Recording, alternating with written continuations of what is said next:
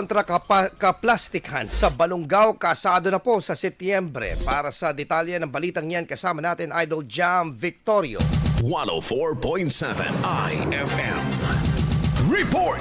Magsisimula ng ipatupad sa buong bayan ng Balungaw ang Kontra Kaplastikan Ordinance o ang pagbabawal sa paggamit ng plastic sa September 1. Ayon sa lokal na pamahalaan, mayroon ng karampatang market bags ang ipinasakamay na sa mga barangay council upang ibigay sa mga residente bilang kasangkapan sa ordinansa. Sa susunod na buwan, hindi napapahintulutang gumamit ng plastic ang lahat ng establishmento, partikular sa pamilihang bayan. Hinihikayat pa rin ang tanggapan ang pagdadala ng eco bag sa pamimili sa layuning makamit ang mas luntiang kapaligiran malayo sa polusyon. Kasama mo mula dito sa IFM Dagupan na si Idol Jam Victorio. Tatak IFM.